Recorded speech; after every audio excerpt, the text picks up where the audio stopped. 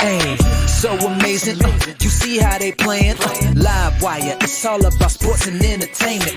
You don't wanna miss it, so official like you never seen. Keep it going till the whistle blowing from the referee. Everything from highlights and stats. You know that we gotta run it back, whether on the field or the court. You know that this is where it's at. Subscribe, no delaying. This is Live Wire, sports and entertainment. Let's go. All right, what's good, everyone?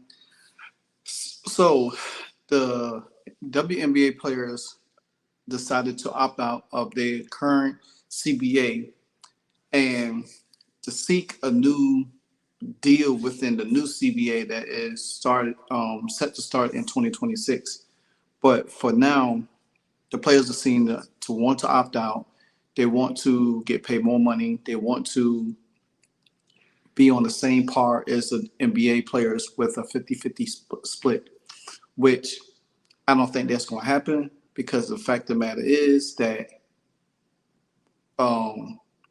Nika Umake, Breonna Stewart, and Kelsey Plum, they had agreed they agreed to the last CBA, which was a 90-10 split, which they didn't get. The only thing they got was maternity leave.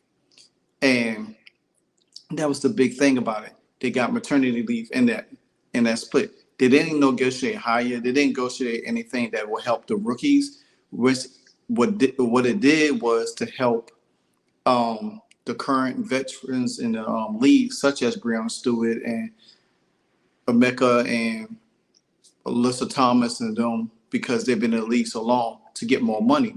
But that hurt the rookies that came in because the rookies only get pennies on the dollar. If you look at Angel Reese and Caitlin Clark's salary, they're not getting paid nothing, which they should be getting paid a little bit more because they are superstar rookies.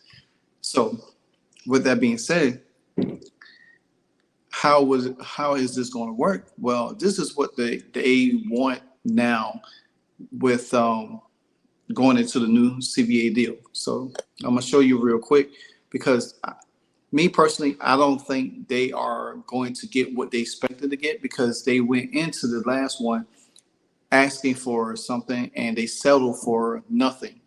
And if you're going to negotiate at the table, you have to stand firm to what you believe in to order to get what you want. If you don't do that, then guess what? The league, the owners, what they're going to do, they're just going to say, hey, you know what? We'll give you this. We make this a little bit sweeter for you. And guess what you're thinking in your mind? Okay, that sounds good. All right, we'll settle. That's just like any settlement that you go into. If it's an accident, slip and fall, you negotiate your pay at your current job or whatever the case might be. If you don't feel like it's worth anything, then you stand firm on it and fight to the end. But if you feel like, okay, well, we got maternity leave, they got free housing, they got free rental car, they don't have to pay for any expense. They got free daycare and all of that stuff. But what about the mid-level veterans? What about the rookies? They didn't get nothing. You didn't even went into the table to negotiate higher bonuses. And this is something that when I forgot who the lady was, she was the ex-president of the Indiana Fever, and she was talking about how Kaylin went backdoor to help get extra money for the players when they travel, and they shut that down.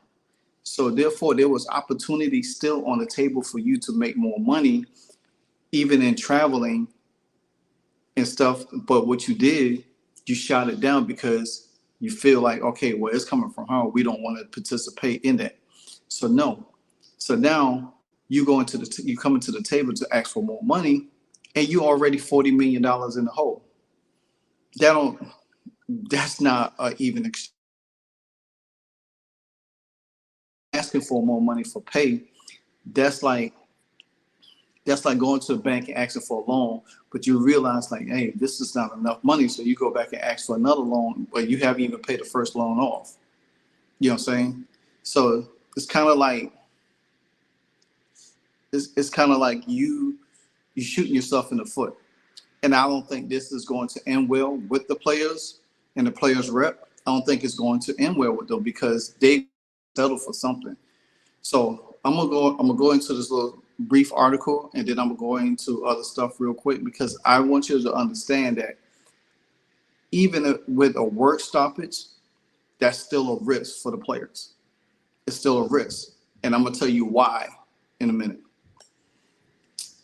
So this is an article by ESPN by Shanae Umake, and they was talking about wanting more money.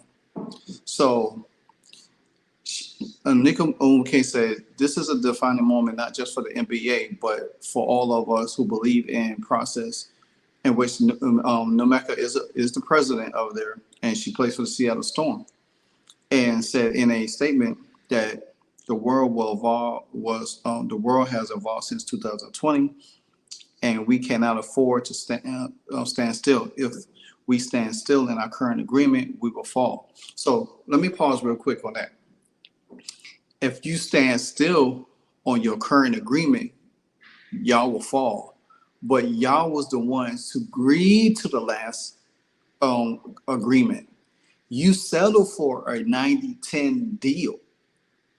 So what are you talking about? If you really wanted more money, you should have stand pat on everything. You shouldn't have even took the deal. You should have said, hey, can we get a 80-20, a 7-30, or 60-40? But you took a 20-10. That's really nothing. I mean, you don't. That's not even enough to generate what you're doing to pay. See, during the time of the 2020, they agreed to the deal. They didn't even. Let's go back to around the pandemic time when the WNBA was in trouble. Because that's when Kathleen Ingeberg came in and saved the WNBA for folding around the pandemic time. So you agreed to a new CBA in 2020, but you didn't agree to enough. You only agree for yourself. You didn't look out for anybody else. You didn't look out for none of the rookies that came in. You didn't look out for none of the mid-level veterans that was already in the league.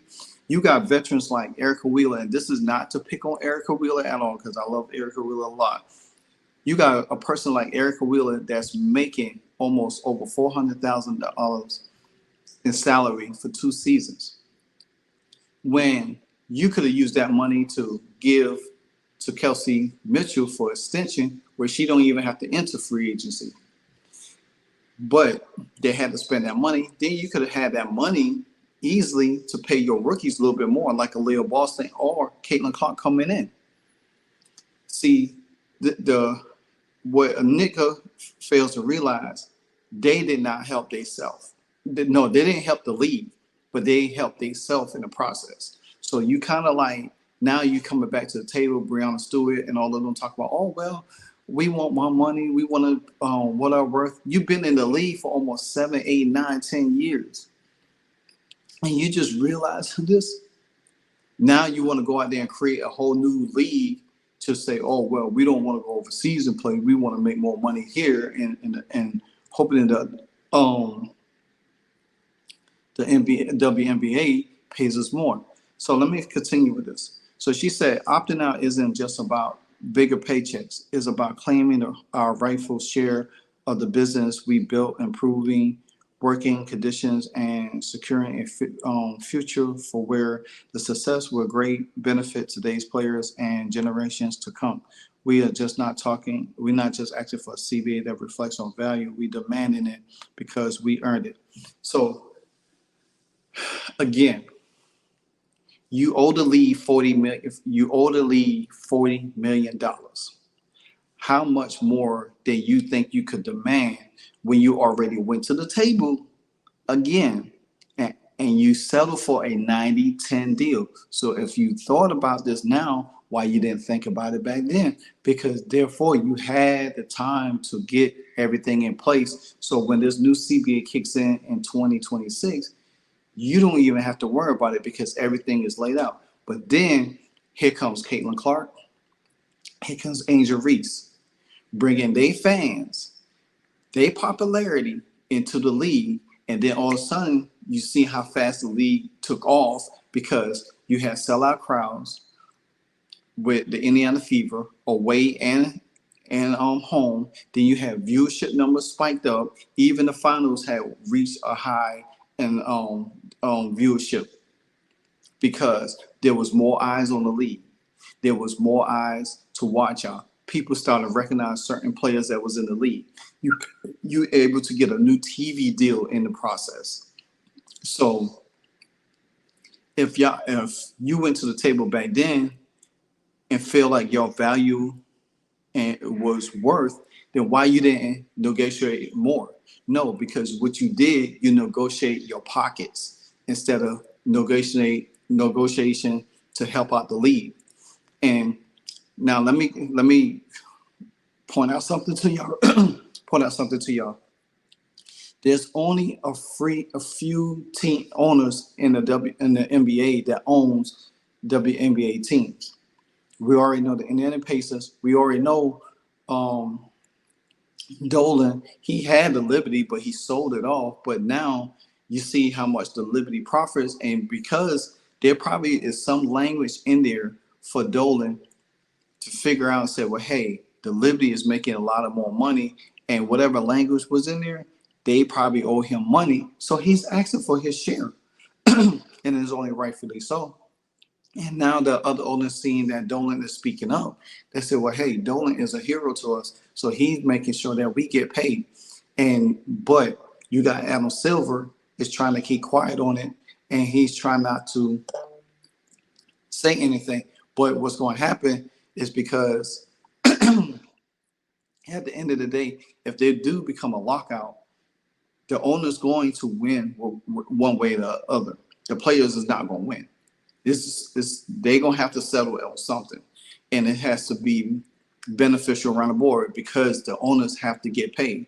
That's the whole deal of the situation. The owners got to get paid because they have put too much time and money into a league that has not produced anything up to now. And they still haven't produced evenly because they're still in a hole. When you owe $40 million and you figure that, oh, well, we got charter flights, but that charter flights came out the last CBA deal, which shouldn't have charter flights. You should have had commercial flights until this new CBA deal kick in. Then you could have said, okay, we get charter flights. You know what I'm saying? Then you were able to WNBA because if the NBA was to cut y'all loose, there's no way that y'all will be able to survive because y'all will be decimated. Y'all will be drowning, and then somebody will have to come and buy the league and save y'all and then do something different. Now, she also said in this article, the WNBA moved to all charter travel for the first time this season and is expecting to expand it to 13 teams next season, with Golden State joining the league. In 2026, Toronto and Portland also will launch a WNBA franchise. Now, so I'm saying this to tell you this. It doesn't matter if the league is spending. You have to be smart with your money. The thing about it is, the league needs better promotion from the players that's in the league, such as Breonna Stewart, who's been in the league a while. Nneka, she's been in the league a while. Kelsey Plum, all of them that's on the board, presidents, chairman, whatever their position is, they got to understand they have to do better marketing for their team. You cannot have a woke league. You cannot have a political justice league where you have to you whine, complain, and moan about stuff, and then it's at the end of the day, people get turned off for it. So, and if you sitting there and put in bad product on the court, like we have seen this season, because a lot of us coming back to the WNBA and a lot of new people that's already in the new fans that come into the WNBA, they look at how bad some of these players are. Some of these players are not good. Some of these players need development. So why not go into the new CBA and say, hey, let's come up with a plan to develop new players, especially the ones that sits on the, like, um, um, Nika Moo. She was with Seattle. She sat on the bench all season long. The young lady that played for the Minnesota Lynx, she sat on the bench. She didn't really play, I think, in preseason. You could have sent them to some kind of G League to develop, where if you have an injury to your team, you could easily pull them up from players from G League to help. You don't have to worry about certain aspects like signing, going out signing free agents, or you can pull up a player from the development league, add them to your roster, and then if somebody on your team ain't playing or need development, you can send them back down there for training. That's how the NBA does it. Why not the WNBA have the same thing? Have a G League of their own, where you have you probably have the same amount of G League teams as the WNBA teams, and you send these players down there. Matter of fact, you might not even need that much. You probably need about 6 to 8 for the most. Send them down there, let them develop, let them learn how to be fundamentally sound, and when they come into the league, you get to see a better product. This is something they should negotiate. Better bonuses. You don't even have better bonuses when it comes to your all-star, your first team all-stars, your first all NBA, your first all NBA team, and your second NBA team. Then your rookie of the year bonuses is bad. Your MVP bonuses is bad. The only thing that's really incentivized as good as the all-star weekend bonuses, but that's separate from the CBA. So now, this is one part that they was talking about right here, saying that, well, an agreement between the WNBA and its owners and the WNBA PA and the labor union for the WNBA players establishes the roles for the league owners, teams, and players. Salary cap, season schedules, travel, player benefits, and more. So no matter what that you figure that might be right for you, you're going to I feel to me it could be a win for them, and it's also is going to be a loss for them, because they talking about locking out. Now, everybody in the league is not going to lock out. I can tell you that. Everybody's not going to go for a lockout because they're going to want to play basketball. You got like Caitlin Clark, you got injuries, you got all of these other people that want to be on the court. But Breonna Stewart and Nneka Numake, they want to hold out for what? So you could get more money. If you look at LeBron James holds out because he's the franchise of the Lakers. He's the ticket draw for the Lakers. Same thing with getting a Supermax deal. When players hit a certain incentive through the season, they are eligible for a Supermax. Maybe that should be something that could be put in place for veterans like, Breonna Stewart. Maybe something like when Caitlin Clark or Leah Boston, their contract gets ready near the end, and they perform that season and hit all the numbers that they're supposed to, they get eligible for a Supermax deal. But just saying that you're gonna go into the meeting room and tell these owners and the WNBA and the NBA and say, oh, well, we want to be equal to the NBA, they're not gonna go for it because you're not on that same par with them. You still trying to dig yourself out of a hole that is kind of like spiraling and catastrophic. Then they turn around and put out a video yesterday, like a hype video, talk about now is the time. Well, guess what? Let me explain something to you, since y'all ladies don't understand this. If you decide to lock out and say that Breonna Stewart Kelsey Plum, Nika, and whoever, let's say Asia Wilson, they all decided to lock out. Certain players decide to lock out. Okay, say you had 20 players to lock out. That's still 120 players that still ain't locked out. Guess what? Say you have 40 players locked out, 50 players locked out. That's still not enough, because that's not enough to stop the league from running. Because the fact of the matter is, if you just think that, okay, we're going to lock out and we're going to just play in a rival and then go overseas and play, guess what the league is going to do to you? Laugh in your face. They're going to say, well, okay, you could go ahead and do that. But the fact of the matter is that we're going to just take some players from overseas, bring them to the league, pay them to play because they want to play in the WNBA. Then we could get players that have got drafted, but they ain't had no chance to get they play. They still free agents. We bring them up and play. We fill out all the rosters on the teams, and guess what happens then? The league continues on for the next season. So while they locking out, the league is still going. Now, I don't know if anybody remember this when the NFL had their lockout in 91, I believe in 91, and the players had locked out. Now, some of y'all might remember, and some of y'all might not. But this is an example to this.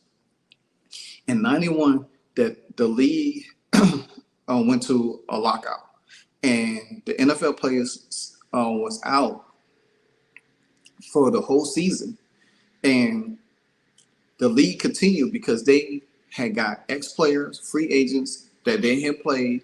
I think I don't know if the NFL Europe was still kicking at that time or not, but they got players.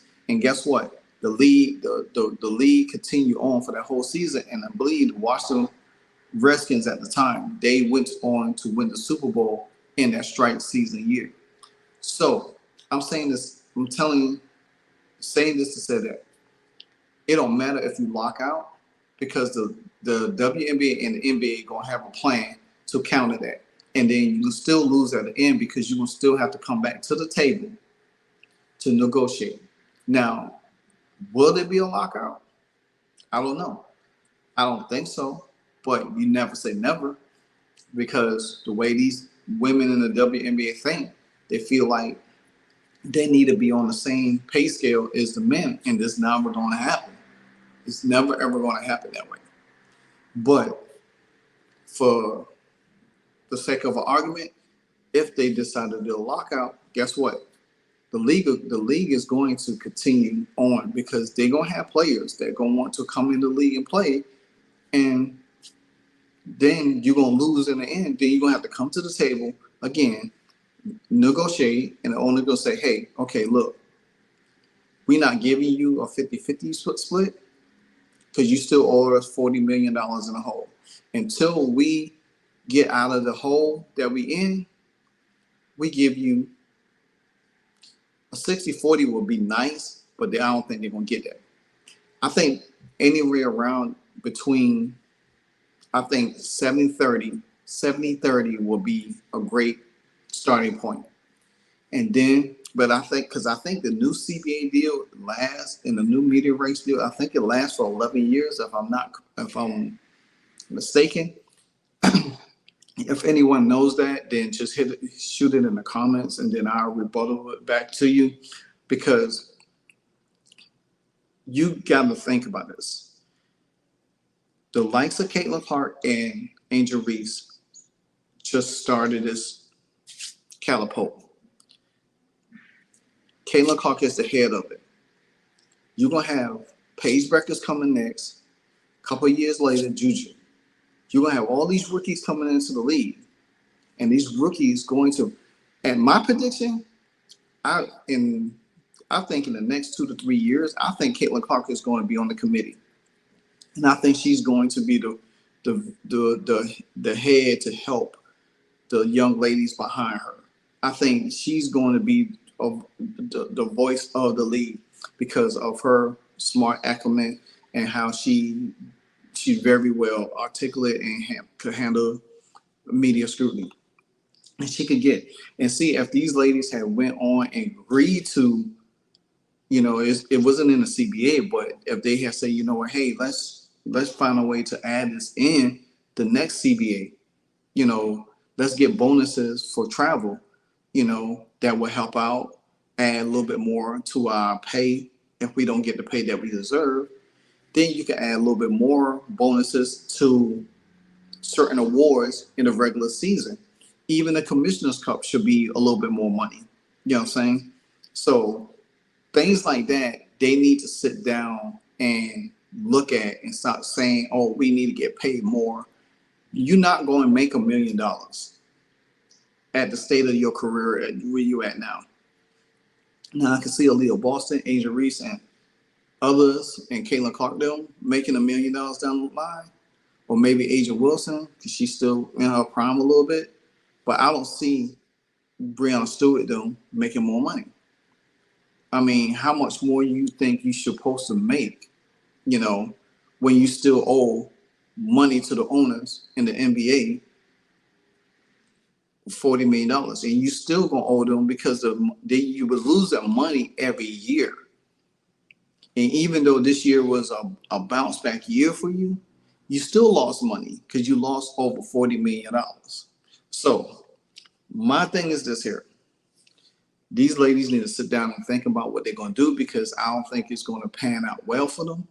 And I think that their greediness, their selfishness, and their stubbornness is going to cost them more than it is going to help them. They need to look at the whole parameter of the situation instead of just saying, me.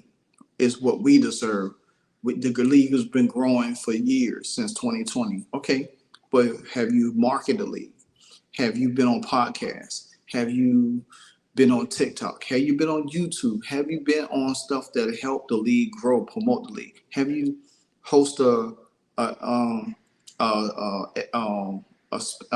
X space, you know, talking about the league, the growth of the league? Have you set up different shows on these networks and say, hey, let's break down, you know, the fundamentals of the league and these players? But y'all don't do that. Y'all don't show the certain things about the league so people can get more acclimated to it. Y'all just want to get paid and think that y'all deserve that. There's a lot of avenues that you're going to have to go through before you even get to that point. There's a lot of things that you could be doing to help in the league instead of crying about more money, more pay. Advertise the league better. Get rid of all of that woke agenda. Get rid of all of that nonsense that y'all going into the league.